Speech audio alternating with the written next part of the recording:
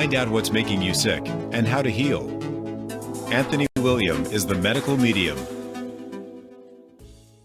Hello, I'm Anthony William, the medical medium. You're listening to the Medical Medium Radio Show, where each week we bring the most advanced healing information out there so you can work on healing, so you can get the things you need, so you're not trapped in all the trendy misinformation and disinformation that's out there that confuses everybody and it keeps you sick for years. Does it work? Does it not work? Is it working? Don't know. Staying sick? Am I getting better? Whatever. And the whole thing keeps on going on and on and on. It's a difficult world when it comes down to chronic illness. Science and research is behind the times with chronic illness.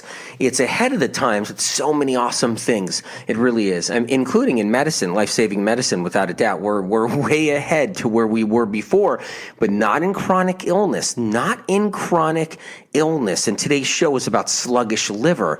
Sluggish liver is a term that I've actually been using all these decades and working with people and everything. Sluggish liver that's where it's derived from. This isn't fatty liver. This isn't fatty liver. This is sluggish liver. Someone said to me, wait a minute, never heard sluggish liver. Yeah, because that's the thing that I've been actually trying to teach people along the way so they know what's going on, so you can kind of see the symptoms and everything. And what's scary about sluggish liver, about the liver being stagnant and sluggish? What's spooky about that? Well, you can get all kinds of different things, all kinds of different illnesses and diseases and everything else. And that's what we have to avoid. Our liver gets filled up with all kinds of toxins and poisons. I'm going to go into it. But I'm also going to show you the signs so you actually know what they are. So you can be like, oh my God, I have to start taking care of my liver. This is really an important show. This is one of those shows where, look, if you're dealing with a condition now, this will help you. If you're not dealing with a condition, this will help you. If if you have a symptom or two, this is going to help. Everything is going to help when it comes down to the liver, with getting rid of a sluggish liver. And a sluggish liver isn't just about having weight gain. You can have no weight coming on and have a sluggish liver. I'm going to talk about this. This is really an important episode, without a doubt. So I want you to be comfortable, get some herbal tea, whatever you need, sit back and just, let me throw it all at you so you can say, okay, and you could sit back and everything else. Let me do the work here. Let me do the work. And then you sit back, relax, and let's go for the ride. Fasten your seatbelts, though, because this isn't going to be a pretty show. This isn't going to be a pretty one. The funny thing is, the symptoms and conditions that result from a compromised liver aren't only the ones you would expect, not the ones you would expect. So you have to always know that. The liver gives us all these different symptoms that we're not aware of, and conditions that we're not aware of. So we have to think about that for a minute, okay? So contrary to popular belief, eczema and psoriasis isn't a like autoimmune condition where the body's attacking itself. That's not what causes eczema and psoriasis. See, that's just one condition that is a liver problem. See, the liver is why someone has eczema and psoriasis. It's their liver. And it's not their body attacking the liver. Their body's not attacking the liver at all. But that is one prime example that research and science has no idea about, has no idea that eczema and psoriasis is literally just a liver problem. And with eczema and psoriasis, it's copper in the liver coupled with a viral load, so a low-grade chronic viral infection that sits in the liver could be for decades, starting from childhood, sitting in the liver. And what it does, it feeds off of copper, releases a dermatoxin. That dermatoxin floats to the surface of the skin, creates eczema or psoriasis or rosacea and so forth. So that's that one. But see, science and research isn't there yet. So here's the deal. Like, an overloaded liver can cause acne too. Nobody knows that part. Science and research is still kind of hung up on the whole hormone thing, like it must be hormonal, something must be going on.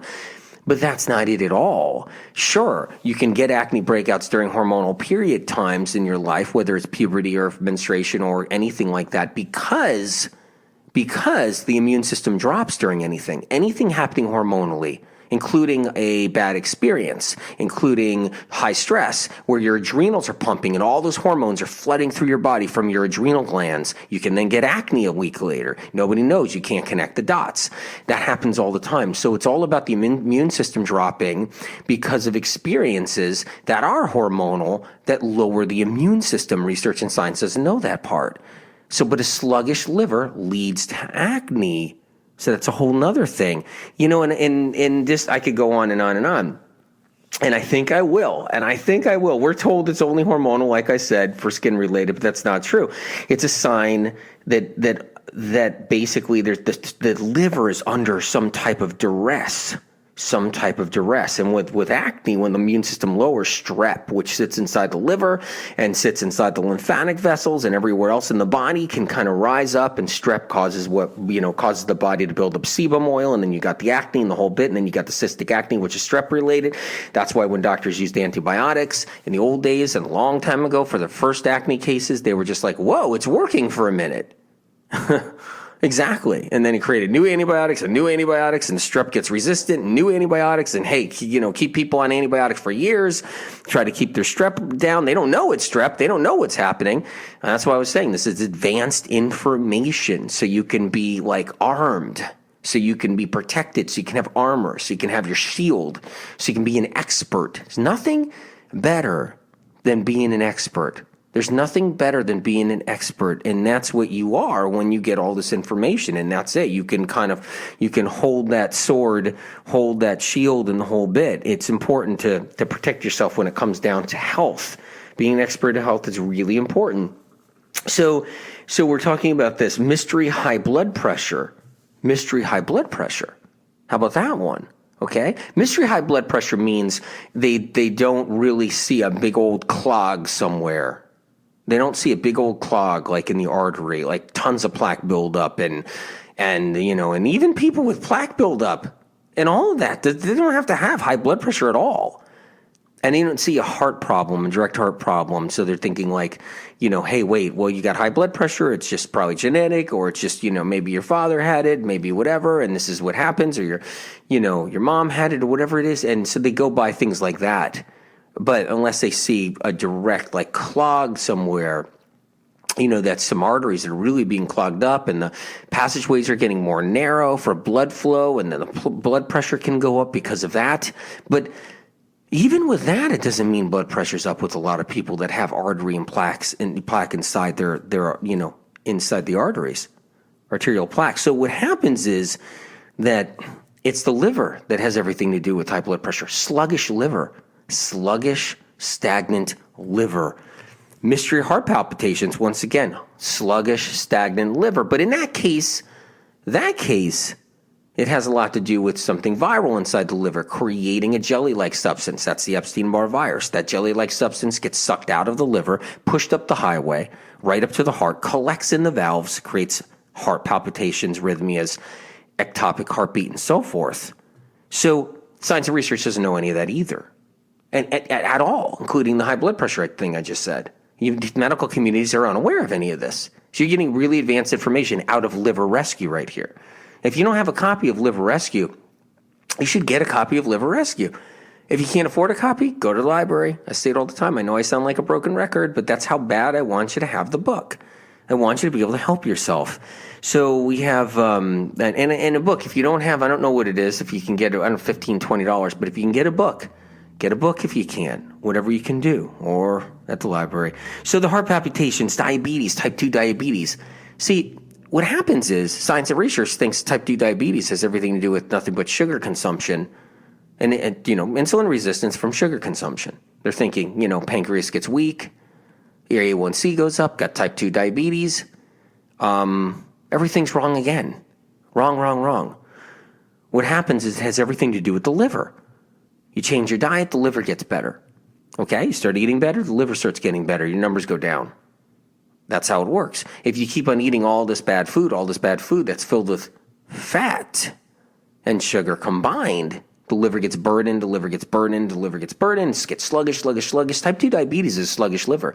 You get your liver a little bit better, you lose the type 2 diabetes or the blood sugar issues. That's sluggish liver right there. So think about that. And I mean, I'm going through all these different conditions right here, which is kind of cool. I didn't expect that on the show. I didn't expect that. I was going to talk about other things about the liver being sluggish, how it works and everything. But I guess it's good to actually connect the dots right here of the conditions that sluggish liver brings. I think that's the best way to do it. I mean, I just realized it just now. I was just going to give you this whole bunch of stuff about sluggish liver, which we're still going to do. But this is really cool. I'm excited about this. So in Liver Rescue, I talk all about this. I have a whole section in the book on sluggish liver. It's important to know all this stuff. And I can't scratch the surface of what Liver Rescue has in this radio show. I know some of you are probably listening to radio shows and, well, I don't need to get the book. I got his radio shows. Actually, the book is massive, and the word count is huge, and I can't even scratch the surface. It's not even possible, but this is fun.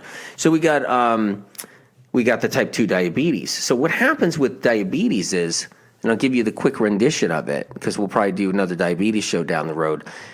The quick rendition is with type 2 diabetes is the liver gets sluggish, toxic, and it's from the high-fat diet, all high-fat diet. It just so happens people usually eat a lot of bad sugar with their high fats. So what does that mean, bad sugar with your high fats? It's ice cream, it's fat, sugar. That's just an example right there. Milk, lactose, fat. That's milk. I mean, it's, cheese, fat, sugar. That's what that is, cheese. You have cheese, that's fat and sugar. What that does is it creates a real sluggish liver. It puts lots of fat in the bloodstream, puts poor quality sugars in the bloodstream at the same time. But really, you can do that. You can put ice cream into people and young people, and they're not getting type 2 diabetes. They're not getting insulin resistance because their liver isn't sluggish yet. You see how it goes? Your liver starts getting sluggish from all the junk in it, from all the garbage in it, from high-fat diet for many years. A teenager's not on a high-fat diet for many years. But when you start getting in your 20s and you're getting in your 30s, you're still doing high-fat diets, and now we're told to eat high-fat diets, high-protein, high-fat diets now, but minus the sugar, as if that's the answer. If that's actually the answer, which it's not. It's not. In Liver Rescue, I explain the whole thing. It's not the answer. I have a whole section in the book talking about the high-fat trend and where it came from, how it started, and why it's not right, and what's right and what isn't, what's wrong, what's not, whatever. Just so you got the right information.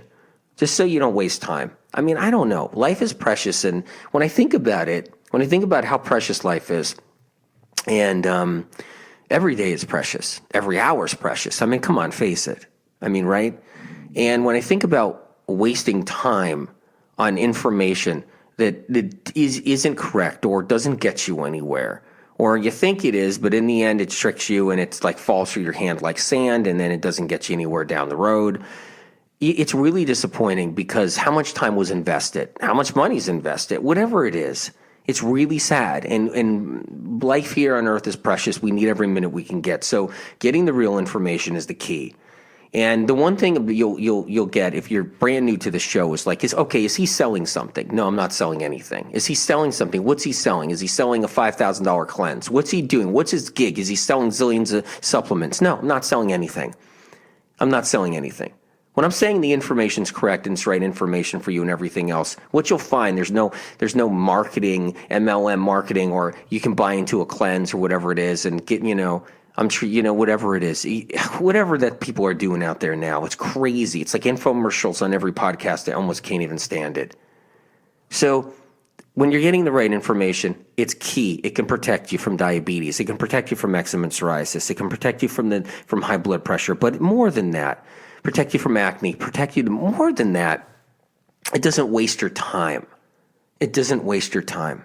And that's the key right here. So what happens is when somebody's younger and they're not getting that they're sluggish, they're not getting that sluggish liver yet. And let me tell you something, young people get sluggish liver too.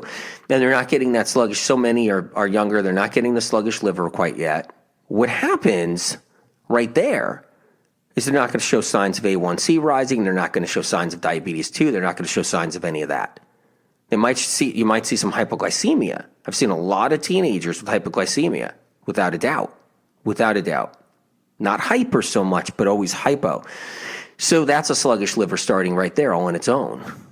But the point is, it's not, not the most normal thing. It's just, there are teenagers going through that, and then people in their 20s go through it more. People in their 30s go through it even more. Sluggish liver gets worse and worse and worse. You got the fat and the sugar combinations. Finally, the liver's just like, oh my God, I can't take this anymore. I can't handle this anymore. The liver can think. I can think, it can function. It has over 2,000 chemical functions undiscovered by research and science. And in those 2,000 chemical functions, it's at a place. It's at a place where it has to think for you. It actually has to think for you. If it doesn't think for you, it can't protect you. It can't do the best it can to give you that longer life. And we just trash our livers. And that's the whole thing. We do trash our livers. I mean, that's how it works here. Do we do it on purpose? I don't know if anybody really does it on purpose. Even if someone drinks, I don't know if they're trashing their liver on purpose. Even if someone drinks. So it's just a really, really strange situation on that whole thing. But basically we do trash our livers. Maybe it's by default, maybe it's by just being here, but either way. So that sluggish liver, what happens is it starts to get so clogged up with fat and it loses its glucose reserves. On top of that, that's what happens. Then the pancreas starts to give way a little bit, weaken a little bit too. But it's really the sluggish liver that gets you into the diabetes, the type 2 diabetes. But what happens is someone starts exercising and they start shaking up their liver and they start changing their diet and they start taking out the sugar. And they still keep their high-fat diet, but they take out the sugar, their A1C goes down. And the doctor's like, look, you're already getting better, but it doesn't mean your liver's not sluggish as heck, and diabetes can't come back in the drop of a hat when you eat a little sugar. What you really need to do is drop the fat and bring healthy carbohydrates in, healthy sugars, and that's how you beat it, and that's how you get rid of your sluggish liver. But that's just diabetes. So that's just a quick rendition of that real quick, Another thing right here, seasonal affective disorder, SAD. So seasonal affective disorder, that's from a sluggish liver. It's amazing, in the 1980s, early 1980s, seasonal affective disorder, a whole bunch of experts got together and they got their crown glory. They got their names behind seasonal affective disorder as if they discovered something. Seasonal affective disorder, I have a whole chapter in here. It's actually a joke. It's it's not about the seasons. It's about how sick your liver is.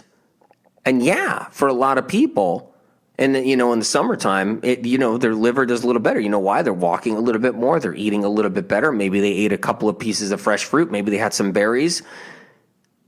They're getting a little sun, which helps your liver. I talk about that all the time. Helps your liver. And Liver Rescue, I talk about it. I mean, they get a little more sun, but they're helping their liver. And then what about all those people that don't have seasonal affective disorder? Their liver's not as bad yet. So they kind of tend to do okay in the winter.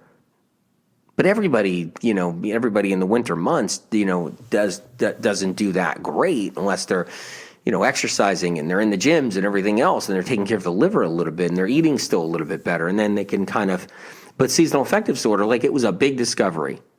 Unbelievable. I think it's a group of, group of doctors or group of experts have their name on seasonal affective disorder from back in the 80s. It's like, oh my God, yawn. My God, because it's like, when you think about it, you can't even scratch the surface to what it really is or even get to it. Not to mention, you get all the people with chronic illness, meaning a chronic fatigue syndrome, where it gets worse in the winter.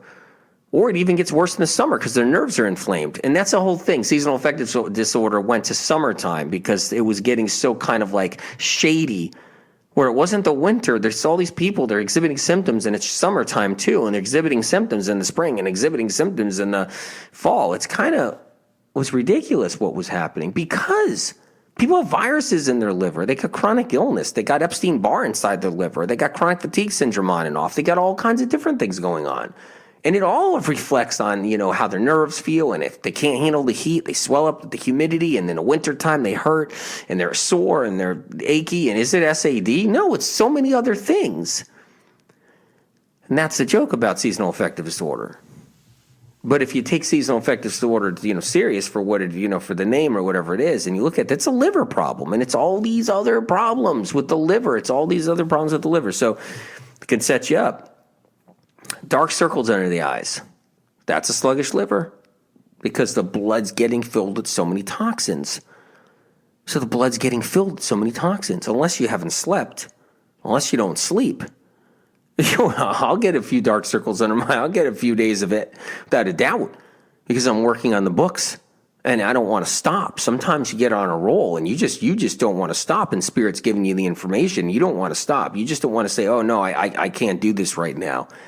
You just want to just take that medical information from Spirit and you want to put it in, you want to write it in. So if that means 3 days of being up mostly and sleeping on and off on the couch for a few hours or whatever it is, yeah, I'll get some dark circles. But if you have dark circles and you're getting all this sleep,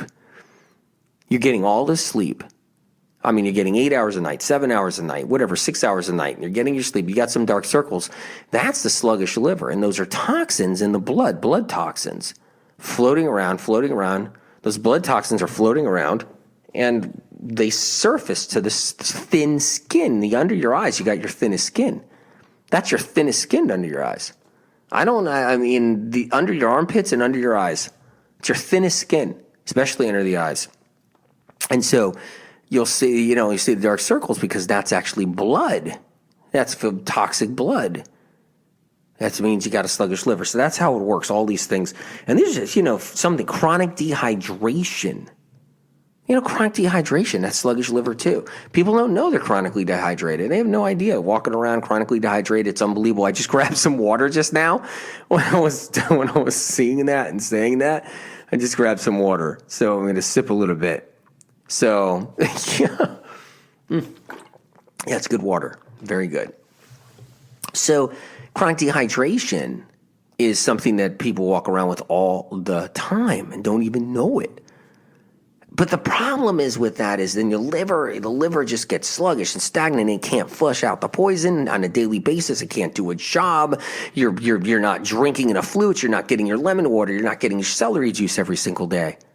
You're not getting your celery juice, not getting your lemon water, you're not getting your coconut water, you're not eating some fresh fruit, you're not eating fresh salads, you're doing all cooked food, or you're doing all animal protein and all cooked food. And maybe you're doing some salads and a green juice once in a while, but you just get dehydrated. And how dehydrated were you years before you started eating better? How dehydrated were you years before? How dehydrated were you, sorry. How dehydrated 10 years ago, 15 years ago, 20 years ago, and consistently dehydrated from when you were little. I remember being in daycare. Okay? And I was so thirsty. Unbelievable, like dying of thirst. In daycare, I remember there was Dixie cups. They'd give out Dixie cups with a thimble of apple juice in it. I mean, I'm sure it's changed. But there's Dixie cup with thimbles of a thimble of apple juice in it. I mean, unbelievable. So I remember being so thirsty. It's your babyhood, you could be dehydrated. You're like 3 years old, 4 years old, you could be dehydrated. And then, catch a flu and a fever and forget it. Exactly. I mean, because it's easy to be chronically dehydrated from the very beginning, without a doubt. And then if you got a sluggish liver all the way, all the way through your life for all kinds of reasons, filled with poisons and toxins, we inherit them. We inherit a ton of toxins and poisons. I mean, ton, yeah, okay, that's not the right phrase, but a substantial amount. Old DDT, pesticides, oh my God, everything, mercury, heavy metals, all kinds of metals, lead, cadmium, nickel, arsenic, absolutely. Traces of arsenic in there. As a child, traces of arsenic in there, without a doubt, sitting inside the liver. Do you think it burdens it? Yeah, it does. And then there's all the other stuff we're exposed to. Unbelievable. So, varicose veins. What about that one? I know I'm covering a few conditions right here. This is just a few ones. Just a few for fun. Varicose veins. That's a sluggish liver. I mean, I've heard for years when I was working with people, this women being like, I got all these varicose veins. I'm getting them removed. I don't know what to do, whatever. Or how do you address it? That's sluggish liver your whole life. That's what that is. Spider veins, it's all sluggish liver. The liver's burdened, toxin, struggling, strained. And I talk about in Liver Rescue how it all works. These conditions, I'm not even like scratching the surface of any of this stuff that I'm even talking about that's in Liver Rescue. But I'm just going over like sluggish liver. It's amazing what is there and how much is there. It's incredible. So you got the varicose veins, weight gain. Okay, let's talk about weight gain for a little bit. Total sluggish liver, all the way. All the way. Because that's the whole point. That's the whole point. The weight gain has everything to do with the liver. And it's not even just a fatty liver.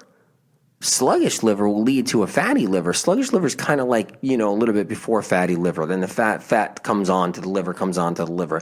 You can look like you don't have a scrap of fat on your body and your liver be fatty, waiting for you to put fat back on the body. It's unbelievable how it works with the liver. Unless you take care of that liver, really work on that liver. Now look, okay, what do I mean? How hard do you have to work on? Well, there's a little cleanse in the book that's so easy to work with. It actually can get the weight off and get your liver back into action and everything else. But it's not even just about that. It's about doing the celery juice, just basics. Lemon water, having a fat-free morning. What's a fat-free morning? No overt fats in the morning. If you're into animal protein, no animal protein in the morning. If you're vegan and you're not into animal protein, whatever, no avocados in the morning, no nut butters, no oils in the morning. That's how you avoid a sluggish liver. Just the mornings alone. So, and I haven't gone into so much. We got so much to cover. We still got a little time. So with the weight gain, when that liver gets burdened with all the poisons and toxins over the years, including medications, pharmaceuticals, everything else we're exposed to, and there's a lot of things we're exposed to. They get all zapped up and saturate into the liver, including stress-related hormones like adrenaline sucking into the liver and damaging it, little scar tissue occurring in the liver getting sluggish over time, viruses inside the liver. You got the HHV6s sitting inside everybody's liver. You got the Epstein-Barr sitting inside everybody's liver. Sometimes people have 3 Epstein-Barrs, 3 varieties. It's just sitting inside the liver because there's over 60 varieties of EBV. And then some people have, shingles, 2 varieties of shingles sitting inside the liver, and cytomegalovirus and bacteria and all kinds of things that sits in the liver. And it could be sitting in there not doing much, but it bogs the liver down, and weight gain occurs.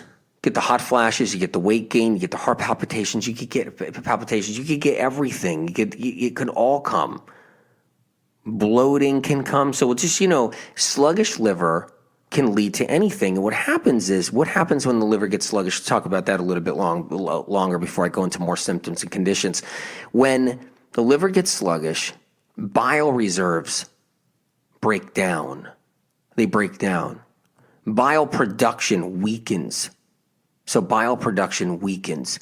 Why is bile so important, you guys? Because it goes up into your gut, goes up, drops into your intestinal tract, drops into your duodenum, drops down in there, and it's there to disperse fats.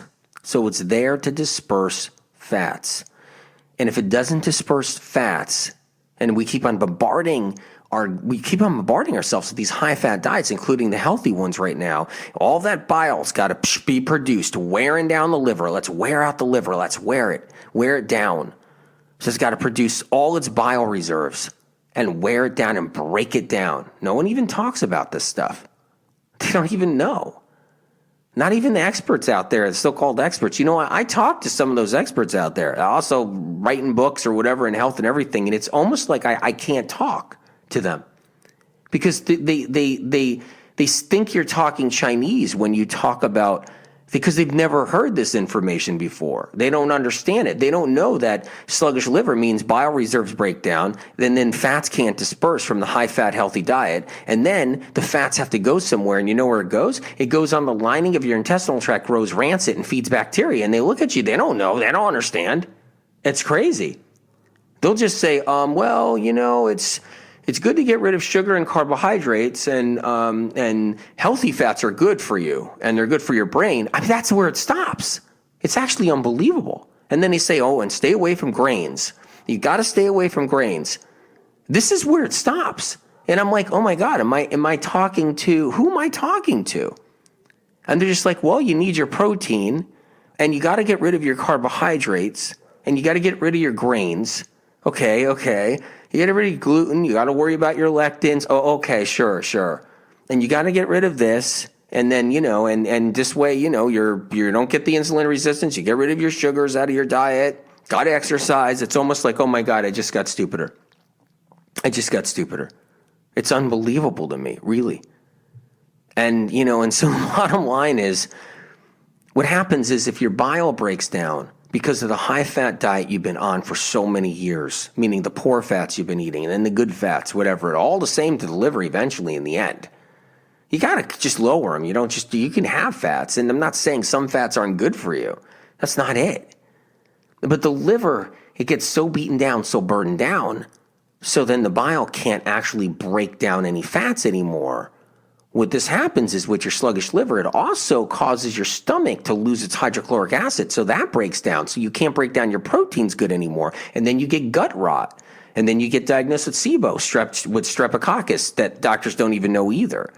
And I was talking to another expert, and I was like, well, what kind of bacteria do you think's in there? And they're like, it's just bacteria. It's an overgrowth of bacteria. I go, what kind of bacteria? I'm like, well, we don't know. Nobody knows what bacteria it is. I go, yeah, of course. It's strep. That's what it is.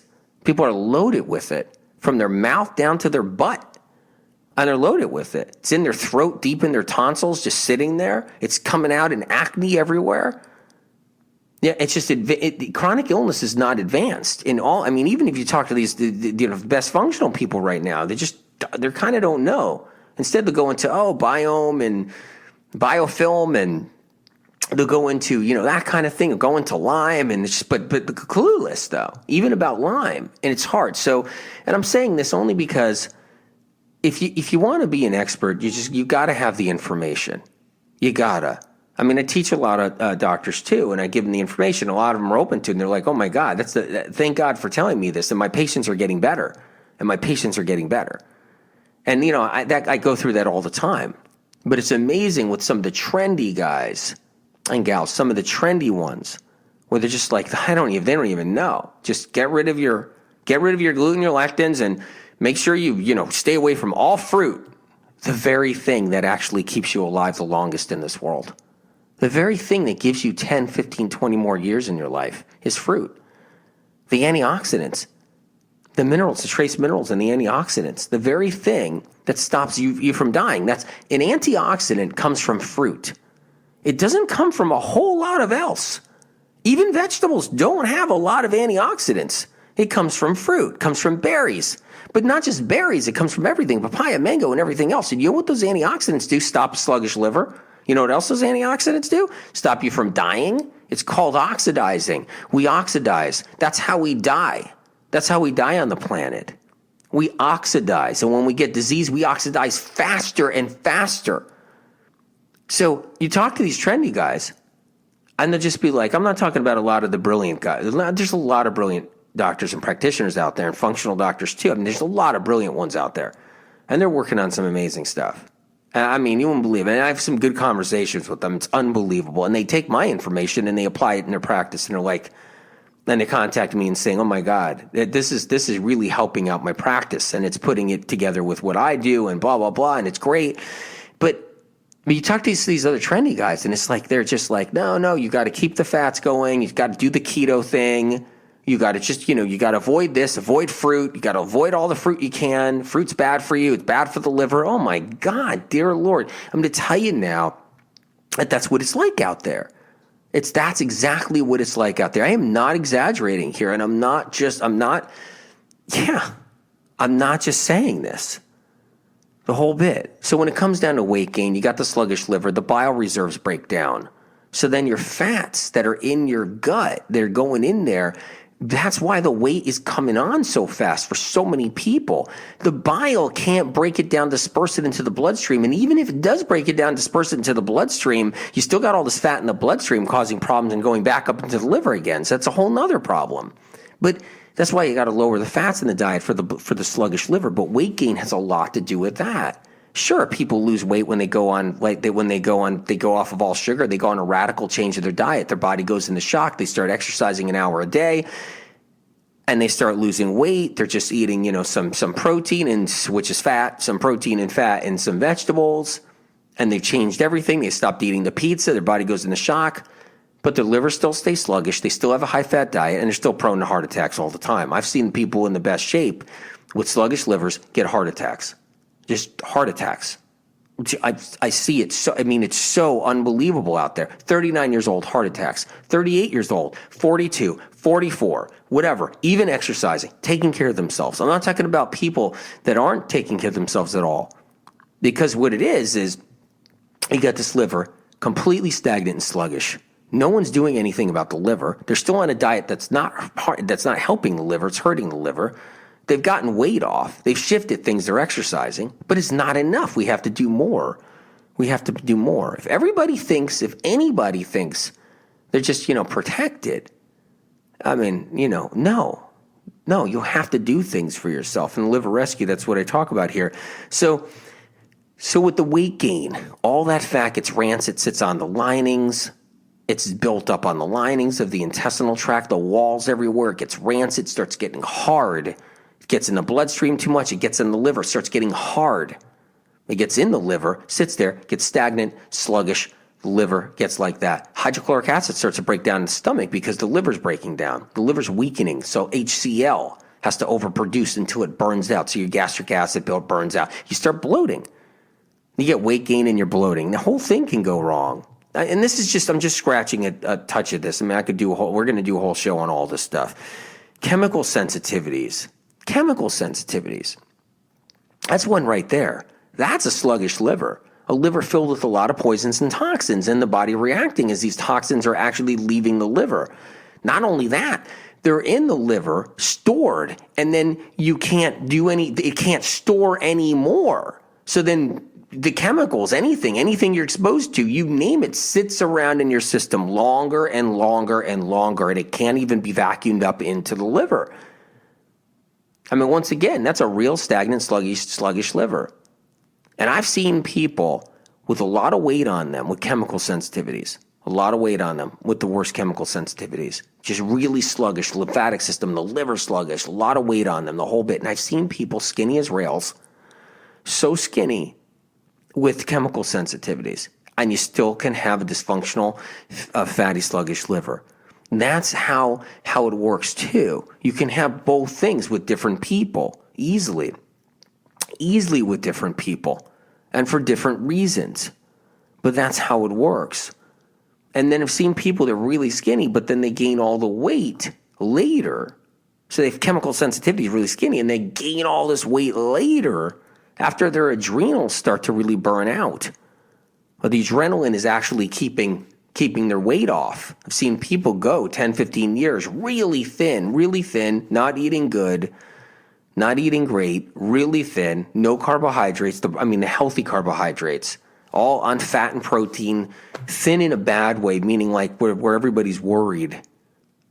And then what happens is, eventually catches up, the adrenaline stops, the whole thing, what happens? When you're on the high-fat diets, whether we're talking about chemical sensitivities for a second, but let's just go up. When you're on these high-fat diets, it burns the adrenals out, because when you eat too much fat, overt fat of any kind, your adrenals have to flood the body with adrenaline to keep the blood as thin as possible. It just wears the adrenals out too, breaks it down, totally kills them.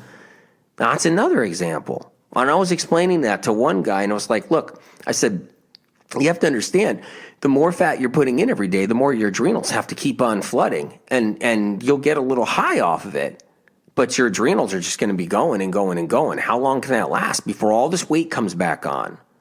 Because that's what happens. I was talking to a couple of, trendy experts that got like books out and stuff, and they were like, yeah, but... And I realized they haven't been really doing it that long. They might be doctors, but they were doctors in different field of medicine, and they were doing conventional medicine, and they decided to go alternative, in the last 5 years. So they don't even have a track record of seeing people sick for 20, 30 years and heal for 20, 30 years and going through all the different things. And that's another thing I'm seeing now, but they put out all this data and everybody bites. It's amazing. And I'm saying this because You got to protect yourself and not be afraid of fruit. You got to protect yourself and lower your fats. I can teach you how to do it. We'll do it in every show. It's doable. You can do it. So chemical sensitivities, that's the blood being toxic with a lot of different poisons, but also it means you're viral. So with chemical sensitivities, you have to be viral. There has to be a virus inside the liver feeding off of all kinds of different poisons and releasing different varieties of toxins, not just dermatoxins and neurotoxins that these viruses are releasing, including bacteria, but releasing other forms of toxins the body gets allergic to and sensitive to. So this way, you become hypersensitive to whatever exposure out there because you have exposure internally. That's all sluggish liver to begin with. It's viral sluggish liver, but it's sluggish liver, but it's viral sluggish liver. I mean, we can go on here and on.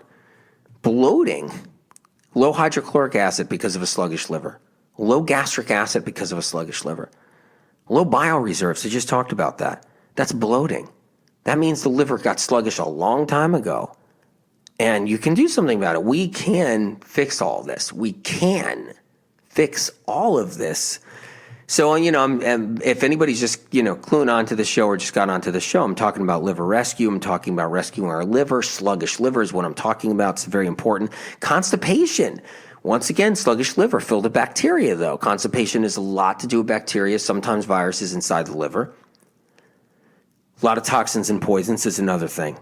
So it's amazing. And I got to tell you something. It's completely unknown that these and more originate at the liver. So it's completely unknown that these symptoms and conditions and more, a lot more that I talk about in this book too, are related to the liver. And that's how it works. That's how it works. It's just incredible how it works. So it's not just sluggish liver, I say, or anything like that. I say stagnant liver. That's what I say. And you can say that too. That's fine. But there's so much to learn about this. So let's talk a little bit more too about all of this. It's when you take a walk every single day, what are you doing? You're saying, well, I'm glad I'm walking. I'm glad I'm taking a walk when you take a walk every day. I'm glad I talk to people and they're like, well, I took a walk today. That was good. And I was doing this, I was doing that. I was really active. And it's incredible because someone's thinking about it. And I was eating really good today. People tell me, hey, AW, I'm eating really good today. I'm actually, you should see it. You should see what I'm doing. And it's incredible. And everything we do for ourselves, we have to think about, what am I doing for my liver? Is this helping my liver? And eating better can help your liver. Everything I'm doing can help the liver. And so that's important. I want to talk about bugs inside the liver for a couple of minutes too. I really do. And we'll go into this. So there's all these unwanted bugs and poisons in our liver that are our liver's dealing with. And our liver has its own immune system to help kill off these bugs. So we want to support the liver's immune system. So helping sluggish liver by supporting the liver's immune system is another way of getting it out of sluggishness because you're killing off the bugs that are inside of the liver. And that's really important. And the thing is, it takes a lot of nutrients inside the liver in order to battle anything. So that's why foods are so important in taking care of ourselves. That's why we need to lower all the fats, and we got to get all these other nutrients in there. It's incredible. The last thing a liver needs is fat. The last thing, if you ever hear that glucose, sugar of any kind, so healthy sugar, hurts the liver, is bad for the liver, you have just heard the most negligent and disappointing and unbelievable pieces of misinformation there is in the industries. If you hear that out there or see that on the internet, you just heard the worst of it. Because what happens out there is when you hear that, then you don't know what to do. The fat isn't good for the liver. Doesn't want any fat going into it. It doesn't want to deal with any fats. So you have to remember that. So when it's overburdened with having to deal with fat because it's overburdened with Epstein-Barr, bacteria, heavy metals, old DDT, aluminum exposure, it's pesticides and all the different cousins of pesticides, insecticides, everything like that. I remember when I got an apartment, it was laced. It was laced with insecticide when I got an apartment. It was laced. You can smell it. I didn't even talk to the landlord. The landlord's like, well, yeah, we did, we do an insect spray.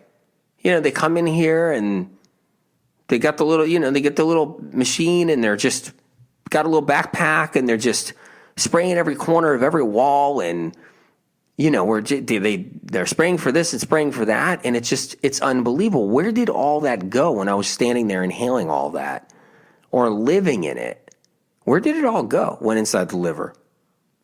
It just does. Even carpet cleaning chemicals just goes inside the liver. Everything goes in there. So you got all these different things. Our livers are meant to purify and filter and hold on to the good. So hold on to the good stuff. So our livers become hoarders. They hold on to the good things. But they also have to hold on to the bad things. The more bad things we get in the liver, the less ability it can hold on to the good things. And that's how it goes. So we have to always remember that. The more bad things the liver fills up, creates a sluggish liver, the more it can't hold on to the good things. The liver is filled with vitamins and nutrients going all the way back since the beginning, including inherited, meaning like literally from the family line, nutrients from mom and her mom. There are some nutrients that get passed along to our liver. It has to have nutrients. It holds on to a whole bunch of nutrients, like unbelievable how many. And then it's conversion, the conversion ability, because the liver converts everything. It plays with things. It moves things around. It converts. It's unbelievable about what the liver does. And it releases nutrients and minerals and hormones all into the bloodstream. And that's its job. But yet its other job is to actually filter out all those poisons I just talked about and all those toxins that make it sluggish. But what happens is when those toxins are going up, and they're climbing and they're climbing and climbing, all the ability for that liver to actually sending it to send out the right hormones, the right conversions of nutrients, methylating everything, because the liver methylates virtually everything. So all of that going on, the liver can't do that anymore. So you can get people who are mineral deficient or going to go into doctors or whatever it is, and they're going to all these different doctors and they're getting all these different blood work, all the profile and everything is like, you're deficient in this. That's because of a liver problem, but nobody even knows that. And then they'll give you the wrong diet that will still keep your liver sluggish and keep it harmed. That's the irony. They'll take you off of, make sure you're not doing any fruit. They'll make sure you're doing high protein, which is high fat, and whatever, including even if you're vegan or plant-based. This isn't about animal protein, people. You're vegan or plant-based, they just put you on lots of fats. And you're not going to be hardly doing any fruit or leafy greens, really, just doing lots of fats. And so what happens is you got all these deficiencies. It's all showing up everywhere. And that's the liver. That's how it works. So, it goes on and on and on. Basically, it's good to know that there's warnings that happen. But here's how it works with the liver, too. The liver neutralizes. So it neutralizes. It has to neutralize poison all the time. It has to stop poisons and neutralize them so that, what happens is when it's neutralizing, I'll say that over and over again, it's that important of a word for this. That's why it's that important. What that means is it's stopping the toxin from being as harmful as it really is, so that when it leaves the liver, it doesn't hurt you as much. That's the power of the liver and what the liver can do. It's extraordinary. And so it's doing that. So it has over 2,000 chemical functions that involve detoxification, neutralizing poisons, and everything else. And then what happens when your liver gets sluggish from all the different poisons that are already in the liver, and then you're bombarding it with high-fat diets and everything else? What happens? It loses its neutralizing capability, and that's how you age fast down the road. Sure, you might not be looking like you're aging when you're in your 20s. You might not be looking like you're aging when you're in your 30s, But, you start aging too fast when you get, or people do, they start aging too fast. And that can happen. That's the neutralizing abilities lost because of a sluggish liver. The liver also has an anti-sluggish emergency alarm response. It's a chemical-induced response that brings in new vital energy to break up stagnancy. The response is a liver spasm. This spasm can result in a tingle, a twitch, a slight ache, a warmth, a heat, a pulling, a bloating, a prickly feeling, a stitch in the side. That's what this is. It's incredible. But you even lose that opportunity when the liver gets too sluggish and it starts breaking down. You even lose that opportunity. And that's the sad thing. There are 5 varieties of sluggish liver. So 5 varieties of sluggish liver. I'll give you that real quick.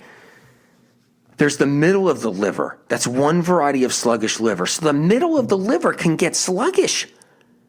Science and research has no clue. That's like 30, 40, 50 years from now. Maybe. That's if we're lucky. It's not even about the liver itself as a whole becoming sluggish. It's different sections of the liver that become sluggish. And I'm just going to give you this rundown really quick. See if this matters to you, how cool this is. Because when I got this information, I was blown off my seat. So the middle of the liver, that's the deepest part of the liver. And that's when you can get hot flashes, night sweats, prediabetes, swelling, fluid retention, body temperature fluctuations, low energy, weight gain, brain fog, dark circles under the eyes, hypoglycemia, fatigue, rashes, anger, frustration, irritability, a sense of loneliness, depression, anxiety, anxiousness, poor skin tone, skin pigment issues, Raynaud's. That's all sluggish liver in the middle of the liver. The bottom of the liver. What happens is when the sluggish liver is in the bottom of the liver, a sluggish liver can make you toss and turn when it's in the bottom of the liver. You toss and turn at night, result in sleep disturbances, insomnia, constipation, feeling of unease, a sensation of hot and cold. All that's from the bottom of the liver being sluggish. Think about that. How cool is that to even know that? The top of your liver being sluggish. Let's talk about that for a second.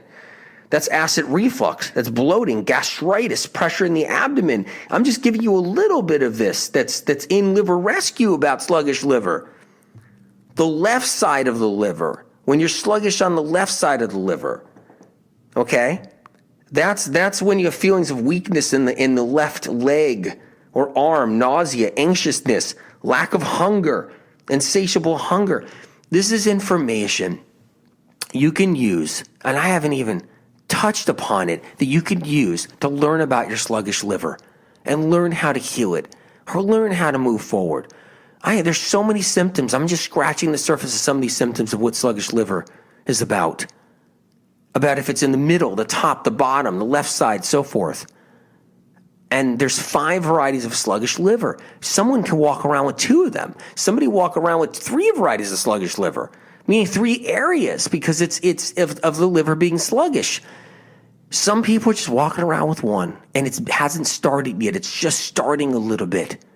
Think about that. And we can stop it. We can stop it. We can do something about it. We can. We can. And I lay it out in Liver Rescue. I lay it out. So I'm doing everything I can to make sure you have everything you need to heal in every way possible. That's all I care about.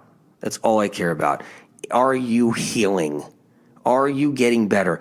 Do you have the information you need? Do you have the tools you need? Do you have the golden ticket in your hand? Do you have what it takes? And that means the information, okay? The information is what it takes. The rest is just applying it. And applying it in the most gentle way, basic way, in any way, even if it's just the celery juice that we brought to the world, that Spirit and I brought to the world, the plain, straight celery juice that didn't exist until us. Even if it's just that golden ticket to help you with your sluggish liver, anything. But I stand behind you. I love you guys dearly. You take one day at a time. Thank you for being on this show with me. This was amazing. And hey, just know I believe in you. And just know I care. Know I love you guys. Bless your heart. Bless your soul. Take one day at a time. Things will be all right. Okay. Bye-bye.